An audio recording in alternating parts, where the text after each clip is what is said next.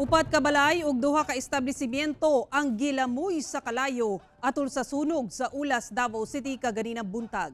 Ani ang report ni Argil Relator.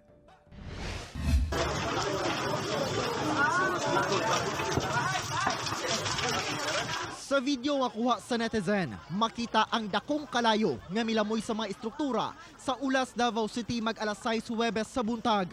Lakip linya sa kuryente, nagdilaab na.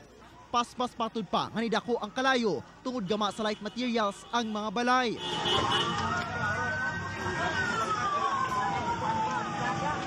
Gilayong miresponde ang kabomberohan ug dihang gideklarang fire out, tataw ang danyos sa sunog.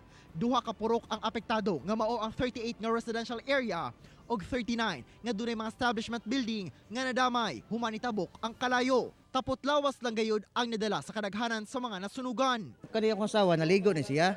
Pagligo niya adto, kuan siya, singgit siya. Pagkuan na mo, anak, kahoy manggod na mo kuan sa pikas.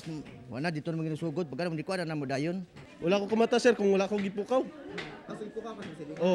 Gipukaw sa borders. Temporaryong gipatiner sa multi-purpose building ang mga apektado.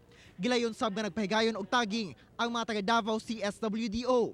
Sa inisyal nga ihap, ana sa siyam ka renters, usa ka house owner ang apektado. Samtang ana sa upat ka balay ug duha ka establishment buildings ang nasunog.